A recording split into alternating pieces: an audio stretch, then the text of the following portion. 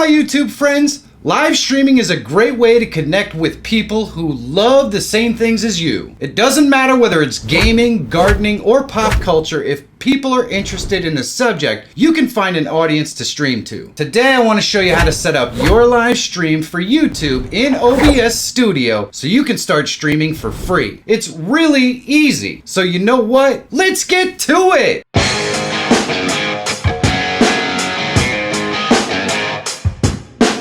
Likes and comments are super easy things that you can do to help push this video to a wider audience. So take a second down below and let me know how I'm doing. And while you're there, subscribe. It's totally free and it really does help me continue to make content that helps you. So thanks. First, I'm gonna go over the OBS interface and the settings that you need to configure to stream to YouTube. Second, I'm gonna show you how to set up a simple live stream. And last, I'm gonna talk about the best strategies to use to grow your audience quickly. So let's dive right into OBS. Here we are in OBS and we're going to go right down here to the bottom right hand corner and click on settings. And this is the window that comes up. Now general just has a bunch of information and stuff that you can change if you like, but it's really not necessary for you to know anything about what's on the general screen here. It's not important to getting started. First thing we're going to do is go to stream and we're going to go ahead and use the drop down to select YouTube. And the easiest way to get connected is just to use this connect here. It'll take you right to your YouTube page and you just log in as you normally would. You're giving OBS permission to go ahead and interact with your page and live stream from there. They made it really easy to set this up. Now this page here is actually in the description so you can check it out. And we're going to be using this to make sure that we set our settings up properly for how we want to live stream.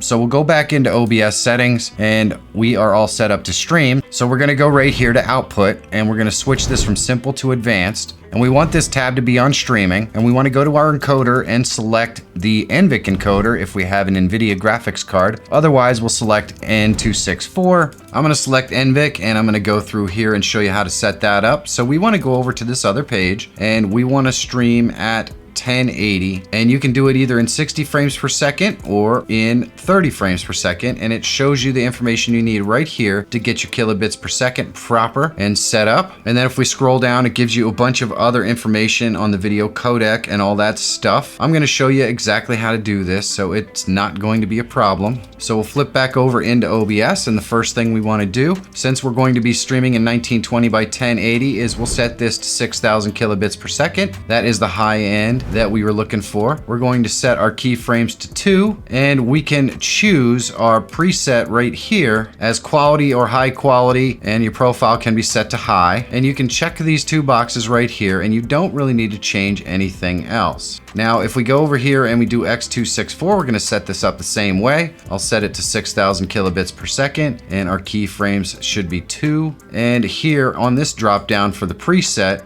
this is more of a CPU thing. So very fast is going to give you good quality video and it's going to process very quickly on most machines. If you struggle with it, then you can go to super fast or ultra fast if you find you're having problems. But generally speaking, if you have a reasonably decent computer, very fast is going to give you decent quality and it's going to be as fast as you need it to be. You can select the profile to high and then you can set your tune to whatever you want. I generally select film since that's mostly what I'm doing. And that is the X264 setup if that's what you have. Next, we're gonna go over here into audio, and you wanna make sure that your global audio preferences are all disabled. We want to set up our own audio. We don't want OBS doing anything funky. And the only thing we need to change here is down in advanced. We want to set our monitoring device. And this is how you're going to listen to audio that you want to monitor while you're live streaming. So if you're playing a game, where you're going to want to hear it. In my case, it's going to be my headphones. So I'm going to go with headset earphones Zone Wireless Plus. And then we can go down to the video tab. And on the video tab, you want to make sure that this is set to the resolution that you're going to be streaming at. In my case, 1920 by 1080. And right here, you're going to set this to the frame rate you're going to be streaming at, whether it's 30 or 60 frames per second. Now you want to make sure that your base and your output scaled resolution are exactly the same. Otherwise, you're going to run into some lagging and problems. So make sure those are set the same. And other than that, we've got some more tabs over here. We have the hotkey tab if you want to set up hotkeys to perform different functions, and the advanced tab, which you don't really need to know anything about. So all we need to do now is click apply and OK. And now we're ready to set up our stream. Everything is all configured, so let's create a few simple scenes. So the first thing you'll notice is they add this chat box in here, but we have to dock it. So we're just gonna drag it over to the edge until it pops out, and then we're gonna drop it in there, and we'll make it the size that we want it and have it all set up, and that looks pretty good. So this is the main layout for a live stream. Down in the bottom left-hand corner, we have our scenes window, and you can create different scenes for each of the types of things that you want to show off on your live stream, like starting soon or be right back or something like that. To the right of that, we have the sources box, and this is anything that's going to populate this scene. This could be video or your camera or a game or all three of those things. To the right of that, we have the audio meter where your sound is all going to come in and you're going to be able to check the levels. To the right of that, we have scene transitions, and then to the right of that, we have the control bar. You can see in the control bar, they have a really cool new feature called Manage Broadcasts. And here you can actually create a broadcast for YouTube and schedule it so you don't even have to log into YouTube. You can just go directly from OBS, which is a really cool feature. We could put our title and our description, make it public, private, or unlisted. We can select our category, add a thumbnail, select our latency, which is pretty cool. And if we click here, we can actually schedule a stream for later. All you have to do is drop this down, you can select the date, then you just go in here and you type in the time yourself that you want it to be. Very, very cool, and it makes it really easy to schedule a live stream in OBS. Now the last piece of this overlay is this screen right here. This is the preview screen. This shows you what your live stream is going to look like when your audience sees it. So let's build a couple of quick scenes. So right down here, you can see we already have a scene in here. This one is in there by default, and we want to populate that scene. So we're going to go over into sources and click the plus, and we're going to add a video capture device. We'll just call this camera and click OK. And we want to drop down our device here and select our camera. And we can go through and configure our camera a little bit. We can make it custom and select the resolution that we want for our camera. And the other thing I want to do is scroll down here to the bottom and select Use Custom Audio Device. And then I'm going to select exactly which device is going to be my microphone. In this case, it's the digital audio interface for CamLink. So I use the CamLink for my camera, and my audio comes in through that as well. It definitely tends to make things a lot easier on the computer. Once I do that, I click OK, and we have a camera in here. Now I can grab the corners of this camera on the little red box and adjust the size of it. I can move it around anywhere I want in my preview window, and that's exactly how it's going to show up on the live stream. And I can right click on it and go to transform and reset the transform, and it will go back to its normal size. Very cool. So let's add another scene. I'm going to go down here to scenes, click the plus, and I'm going to call this scene starting soon and click OK. Then I'm going to click the plus, and I'm going to add some text with the text tool, and I'll just call this text starting soon text and click OK.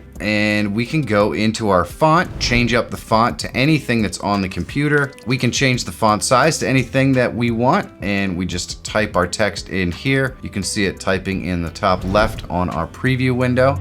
We can move this wherever we want, and there we go. Now you can see it's pretty jaggedy. So obviously we don't have our font set big enough. So I'm gonna make it smaller, right click, go to properties, go back into font, and I'm just gonna type a number in here that I think is gonna be sufficient. Better to make it bigger and shrink it down so you don't get those jaggies. And there we go. So that looks much cleaner and much better. Now I'm gonna right click on it again, go back into properties, and we're gonna change it up and make it look more pretty. So I can select this and make sure it's all uppercase letters. And I'm gonna also select this, and we're gonna change that color up. We're gonna use a baby blue color there and click OK. I'm gonna click the plus under sources again, and I'm going to add a color source. And I can just name this color source. You kind of want to name everything so you remember what it is. We'll call this background and click OK. Now we can change the color of our background color source. I'm gonna make it this dull yellow color. Click OK, and then I drag it below our text, and boom, we can see our text. Now I'm gonna use the little corner dots, and we're gonna adjust the size of this, and I'm gonna hold down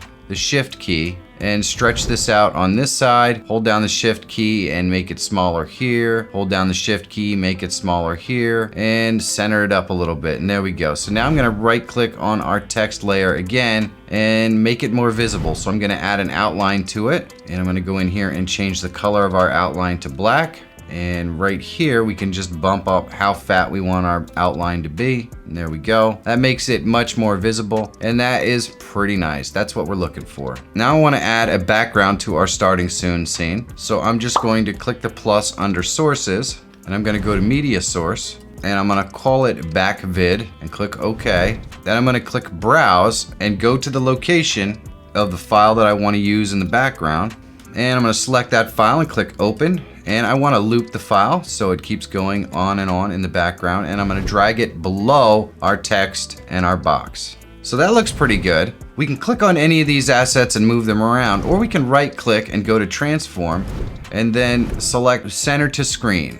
And that will center the asset exactly where it should be. We're gonna do the text and our little box here. And I'm gonna go and stretch this up, holding the shift key just a little bit. There we go, looking good. Now I think we're gonna add a little bit of music. So I'm gonna click the plus under sources once again, and we're going to go to media source. I'm gonna call this music, and I'm gonna browse to the music that I wanna add. This one right here will work. I'll click open, and I'm gonna go ahead and loop the music and click OK. And there you go. You can see in our audio, there is music playing. So that is all set with our starting soon screen. And we need a couple more of these. So what I'm gonna do is I'm gonna go over here into scenes. I'm gonna right click and select duplicate, and I'm gonna call this scene Be Right Back, or BRB. Then I'm gonna click OK. Now we're in the BRB scene, and you can see it looks exactly like our starting soon screen. So all we really need to do is change the text. But if we change this text, it will change the text for starting soon as well. So what we wanna do is right click on the starting soon text and go to copy, and then right click on an empty space in our sources and go to paste duplicate. Now you can see we have a starting soon text 2. And then I'm just gonna go into properties for starting soon text 2 and change our text to Be Right Back. And that makes sure that it's the same text and the same look as we already have. We click OK. And now we can delete the other text by right clicking and going to remove. And we'll go and click on our text and right click it and center it. Now I'm gonna go into scenes again, right click on Be Right Back, and we're gonna duplicate this one more time. And we're going to call this stream ended. Click OK. And now we're in that scene. I'm going to go back into Be Right Back real quick, right click on our text and rename it to Be Right Back so we remember what it is. Then I'm gonna go into our stream ended, right click on the text and copy it, and then right click it again and paste the duplicate. Then I'm going to delete the original text. Then I'm gonna go into Be Right Back Text 2 by right clicking and going to properties. And I'm going to change our text here to stream ended and click OK. I can right click on that text, go to transform and center it. And then I'm gonna right click on it and rename it to stream ended text. So we're all set. We have our main scene, which I'm going to rename. We'll call it main. And we'll drag this down below our starting soon scene. So we have our starting soon, we have our main, we have our Be Right Back, and we have our stream has ended. Perfect. Now I'm gonna click the plus, and we're just gonna add a game scene in here. So I'll call it game and click OK. Now I'm gonna click the plus, and I'm gonna go and we're going to add a game capture. And I'm just gonna call this game cap and click OK. And you don't really need to change anything in here. If you're running your games in full screen, it's gonna grab them right away. And there we go, it grabbed it. But our game doesn't have any audio yet. So under sources, I'm gonna click the plus, and I'm gonna go to audio output capture. And I'm gonna call this game audio and click OK. And I'm gonna drop this down, and I wanna select the source that I'm listening to my stream on. That would be my headphones. That's where everything is going to be playing, so I'll be able to hear my game sounds. I select that and click OK. And now you can hear that our game sounds are captured in the audio menu. Now I'm gonna go ahead and add my camera. So I'm just gonna select video capture device. And we already have our camera done, so we can just select add existing and camera and click OK, and it's gonna add our camera in here. So now we can just shrink it up and put it anywhere we want on the screen. And now we pretty much have everything we need to do a live stream. We've got a game screen, we've got our main screen, and we have all of our intro screen. We're really all set for the most basic of live streams. And it took hardly any time to set this up. Pretty epic. Now we're ready for our first live stream. Let's talk about how to prepare so you can have the best chance for success in your first live stream. I want to keep this quick and helpful because I know you're excited to start your first live stream. So just 3 simple things. First, you want to make a plan for your stream with some simple bullet points. When you stream, especially early on, it's easy to freeze up and not know what to say. And dead air is not entertaining. You gotta keep talking. A plan with some bullet points is going to ensure that you always have a point to actually discuss. Second, once you have a plan in place, go over it again and look at it through the eyes of your audience. Focus on the entertainment piece and make some notes to adjust your plan to be as entertaining as possible. Third, don't panic. Something is going to go wrong in your first stream. It happens no matter how much you prepare, and it's okay. Relax and enjoy the ride and expect something to go wrong. And then it won't be anything to panic about. Just have fun, because that's what it's all about. You're all ready to go. Now, if you run into any problems on your first live stream, this is the video you should check out to help figure out what the problem is. Big thanks to the channel sponsors. There are links below so you can check them out. Supporting the sponsors that support this channel really helps me continue to make content that helps you. I couldn't possibly do this without them or you. So thanks. And if you're always looking for tools, tips, and tricks that can help make you a better live streamer or YouTuber, subscribe to the channel. My name is Michael Fire Jr. Thank you so much for watching. Have a great day, and I'll see you in the next one.